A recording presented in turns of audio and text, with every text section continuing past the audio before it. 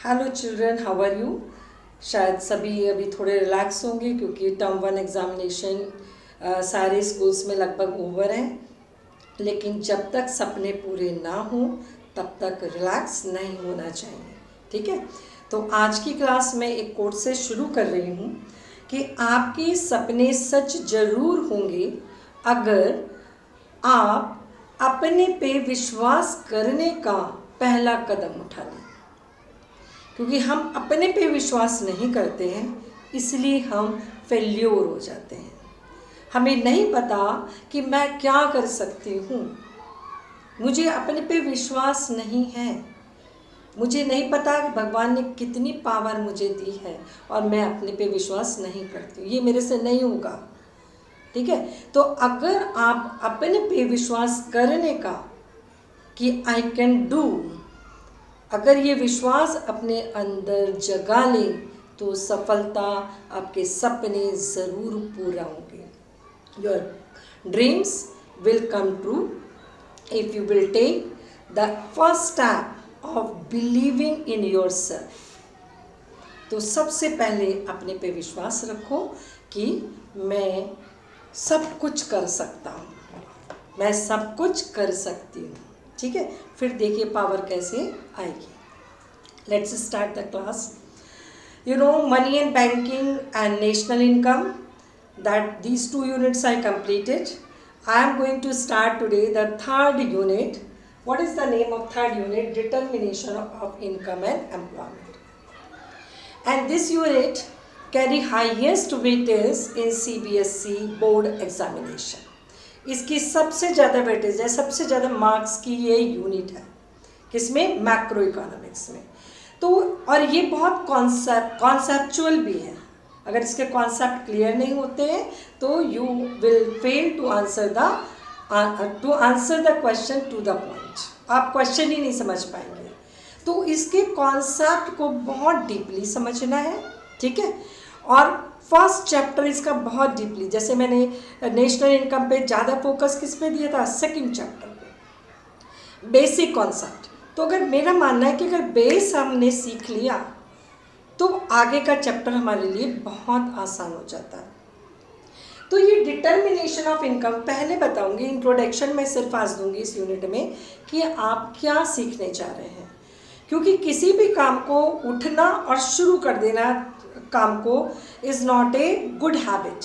We will not get the 100% outcome of this activity कि हमने उठे और काम में लग गए। सबसे पहले हमें एक्टिविटी जो हम करने जा रहे हैं, कुछ भी, उसका जानना है कि हम इसमें क्या सीखने जा रहे हैं, क्यों कर रहे हैं। ठीक है, हम इसको क्यों पढ़ रहे हैं। अब हमारी कंट्री की इनकम है, ठीक है, वो बढ़ रही है या कम हो रही है या फिर कोई चेंज नहीं है, वो स्टेबल है, ये जानने के लिए हम इस यूनिट को पढ़ेंगे।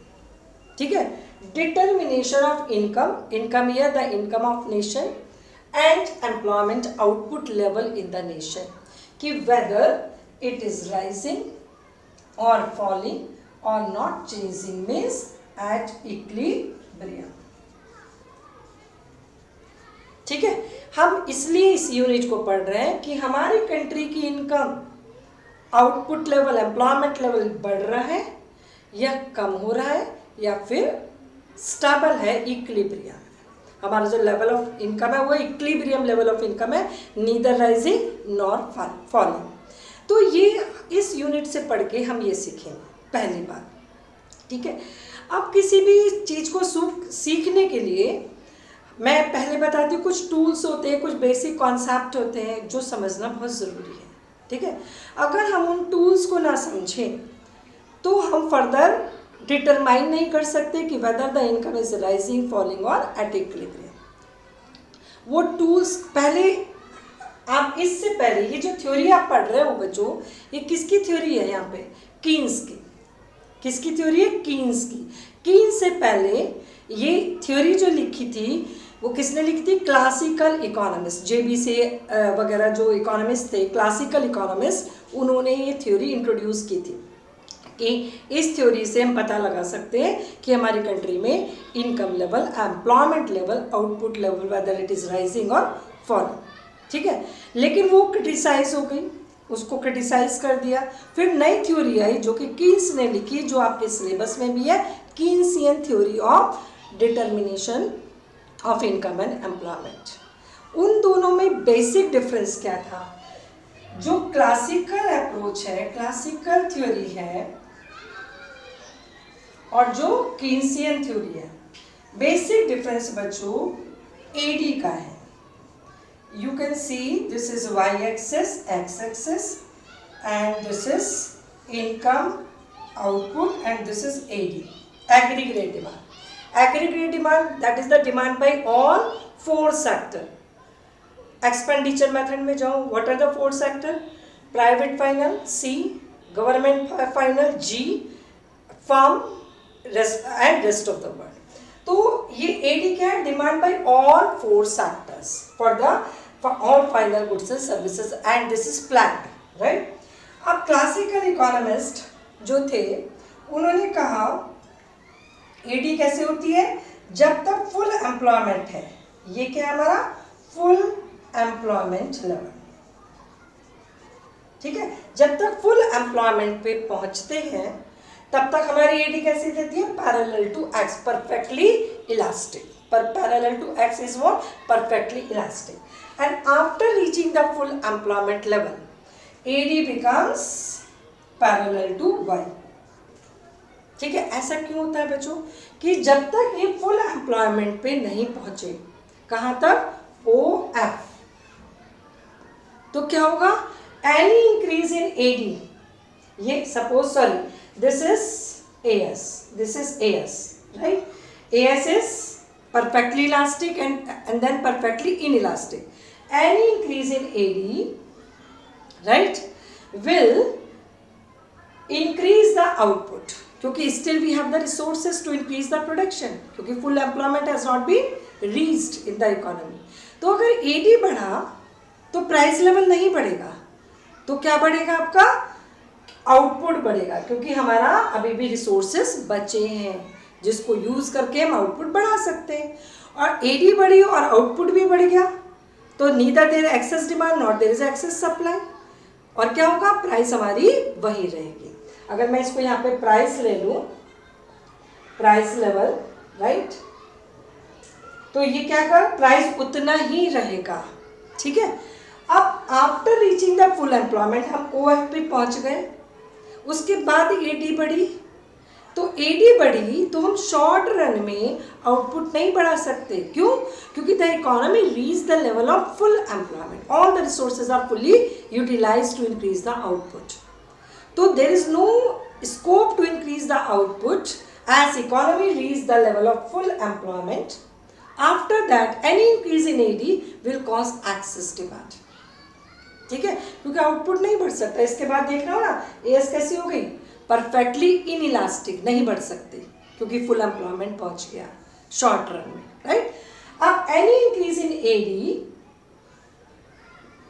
क्या कर रही है? केवल प्राइस बढ़ा रही है। अब ये प्राइस बढ़ना शुरू हो गया, देख रहे हो ना, ये प्राइस बढ़ना शुरू हो गया, ठीक है? So this is the theory of classical economist. वो सोचते थे कि जब तक फुल एम्प्लॉयमेंट है तब तक कोई प्राइस नहीं बढ़ेगा, लेकिन जब फुल एम्प्लॉयमेंट हो चुका और उसके बाद डिमांड बढ़ रही है, AD बढ़ रहा है, तो that will increase the price level in the economy, ठीक है? और उनका AS कैसा है? Perfectly elastic, can be changed up to an extent till the full employment, and after reaching the full employment it becomes perfectly inelastic parallel to y, ठीक है? अब आ जाइए कीन्स में। कीन्स में what is the AD, sorry AS, what is the shape of AS? This is x axis, this is y axis, income, output, right here, and this is AS। यहाँ पे AS क्या है? आपकी moving up continuously, perfectly elastic, perfectly elastic. यहाँ पे ये कैसी है? क्योंकि हमने Y पे क्या लिया? प्राइस लेवल लिया, लेकिन यहाँ पे हमने लिया AS। और इनकम, इनकम क्या है? इनकम इज ईदर कंज्यूम्ड और saved, and C and S is what? AS। C plus S is what? AS and C plus S is equal to income. ठीक है, तो ये जो मूविंग अप है कॉन्टिन्यूसली विथ 45 डिग्री एंगल, क्यों है ये? क्योंकि हमने AS को किसने क्या लिया है? Perfectly elastic. It is assumption. It is assumption by Keynes short run. AS is perfectly elastic, can be changed up to any extent. तो ये कहाँ से शुरू होगी? With 45 degree angle, zero origin से, and moving up continuously. It will not be like this. Perfectly elastic, nowhere. So this is the difference between the classical approach and the Keynesian approach. AS is perfectly elastic. Perfectly elastic till we reach the level of full employment. After reaching the full employment, it becomes perfectly inelastic, parallel to Y. But Keynesian AS, that is aggregate supply, it perfectly elastic throughout, can be changed up to an extent. तो only AD decide the level of equilibrium, क्योंकि जहाँ पे ADS के बराबर होता है वो equilibrium level of output होता है.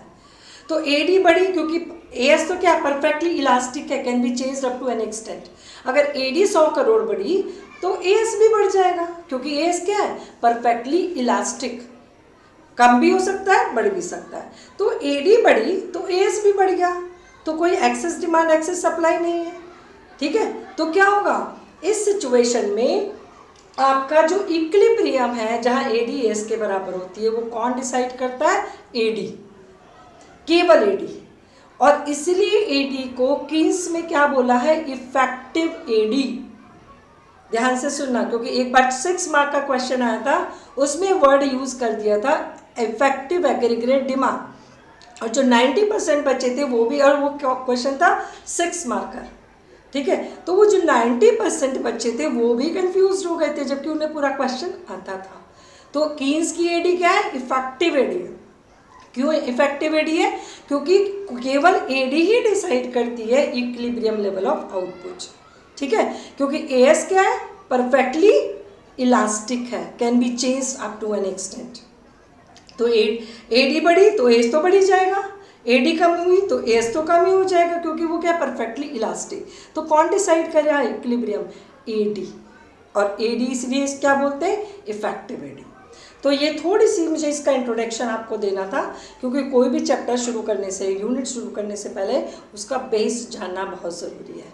ठीक है, then only you will take interest. Classical approach, then we switch to Keynesian approach.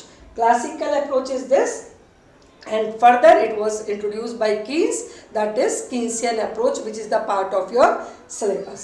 अब आ जाइए, इस यूनिट में क्या पढ़ रहे हैं? whether the income level is rising, falling or at equilibrium. ठीक है, ये हम जानेंगे इस यूनिट में. और ये जानने के लिए बच्चों 3 चैप्टर्स पढ़ोगे आप. पहला पढ़ोगे aggregate demand and aggregate supply. ये दोनों क्या है? दीज आर द 2 टूल्स जिसको यूज करके आप AD और AS को यूज करके डिटरमाइन करोगे कि इनकम बढ़ रही है, कंट्री की इनकम कम हो रही है या इक्विलिब्रियम पे है. In the very first chapter you will do the deep study of AD and AS. क्या मीनिंग है, कैसे डराइव होती है, क्या इसके कंपोनेंट्स हैं, everything, diagrammatic presentation, tabular presentation और नंबर ऑफ क्वेश्चंस, बहुत सारी चीज़ें आप इसमें पढ़ेंगे. Propensity to consume, propensity to save, basically it is the base of the unit. और जिस बच्चे ने इस चैप्टर को बहुत समझ के पढ़ लिया बच्चों, तो उसके लिए 2 चैप्टर क्या है? बहुत आसान है. जिसे यही नहीं आया उसने कहा अरे भाई डिटर्मिनेशन से ये वाला क्वेश्चन जरूर आता है, मल्टीप्लायर, चलो मल्टीप्लायर पढ़ें, इन्वेस्टमेंट मल्टीप्लायर. ठीक है, तो इसे बिना समझे आप वहाँ नहीं जा सकते. तो इस चैप्टर को सबसे पहले समझना है. अब हमने जान लिया इन टूल्स के लिए, then we become capable to use these 2 tools to determine equilibrium level of income. तो that is the second chapter, determination of income and employment. हम डिटरमाइन कर लेंगे इसको यूज करके, क्योंकि अब हमें इसकी नॉलेज आ गई, इसको यूज करना आ गया, इसको समझ गए एडी को और एएस को। अब हमने इनको यूज किया और इन टूल से क्या डिटरमाइन किया, income and employment level of the nation, कि whether it is rising, falling और एट इक्विलिब्रियम। जैसे माइक्रो में इक्विलिब्रियम पढ़ा था ना, कि जहाँ ADS demand is equal to supply, ठीक, इक्विलिब्रियम। जब एडीएस डिमांड सप्लाई से ज़्यादा है, excess demand, how it will come back to equilibrium. When supply is more than demand, then how it will come back to equilibrium. The same thing is, ठीक है। Equilibrium कहाँ होता है, जब AD as के बराबर होता है, और जब ये बराबर नहीं होता, यानी कि AD is more than AS और AD is less than AS, तो ये क्या है, इक्विलिब्रियम नहीं है। और ये इक्विलिब्रियम नहीं है तो इकोनॉमी कैसे इक्विलिब्रियम पे आएगी, ठीक है। सेम चीज आप पढ़ेंगे इसमें, ठीक है। और इसमें इसके साथ पढ़ेंगे नेक्स्ट कॉन्सेप्ट, इन्वेस्टमेंट मल्टीप्लायर।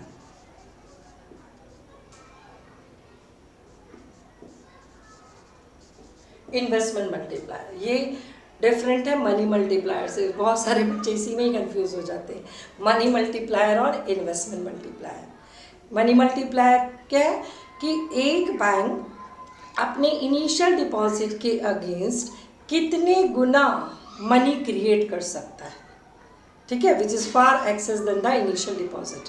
कितने गुना, this is money multiplier, right. 1000 रुपये मिले, उससे कितना लोन दे सकता है, ठीक है, 5 टाइम्स मोर, यानी कि 5000, this is in money multiplier. और इन्वेस्टमेंट मल्टीप्लायर कि जब इन्वेस्टमेंट बढ़ाता है इकोनॉमी में, ठीक है, बढ़ता है, 100 करोड़ इन्वेस्टमेंट बढ़ा, उससे कितने गुना नेशनल इनकम बढ़ी, this is what investment multiplier, ठीक है। कि इन्वेस्टमेंट बढ़ा 100 करोड़ और नेशनल इनकम बढ़ गई 500 करोड़, तो कितने गुना बढ़ी इनकम हमारी, नेशनल इनकम 5 गुना, ठीक है। तो इसको बोलते हैं investment multiplier. That also is very helpful to decide the level of income and employment. तो ये आप पढ़ोगे, इसमें पहले ये पढ़ेंगे और ये कॉन्सेप्ट पढ़ेंगे, ठीक है। अब तीसरा कॉन्सेप्ट आप पढ़ोगे बच्चों, तीसरा concept, this is excess demand which causes inflation, and deficit demand. First, deficient demand which causes deflation. एक sufficient demand है, sufficient demand। सोचो मेरी बॉडी का टेम्परेचर 98.4 डिग्री है, ठीक है, ये मेरा इतना होना चाहिए, सफिशिएंट, इतनी एडी होनी चाहिए, ठीक है, इतनी है तो क्या होगी, सफिशिएंट। लेकिन जितनी ओडी होनी चाहिए उससे ज़्यादा है, मेरी बॉडी का टेम्परेचर 102 हो गया डिग्री, तो ये क्या होगा, फीवर, बीमारी। फिर कहाँ जाएंगे, डॉक्टर के पास। डॉक्टर क्या करेगा, टेस्ट, डायग्नोसिस कि क्या रीज़न है इस फीवर होने का, बॉडी का टेम्परेचर क्यों बढ़ा, फिर रीज़न जानेगा और उसके बाद क्या करेगा, ट्रीटमेंट, ठीक है, मेडिसिन देगा या हॉस्पिटलाइज करेगा, जो भी करेगा, ठीक है। तो same thing is here, this is the ideal situation, sufficient demand, ठीक है। And these two are the problems, economic problems, inflation and deflation, these are economic problem. If they are not being checked, ठीक है, addressed by central bank or government, तो these two economic problem may damage the economy. जैसे अगर हम doctor के पास नहीं गए, fever हुआ, तो क्या होगा कि हो सकता है हम ऊपर ही चले जाए, damage the body.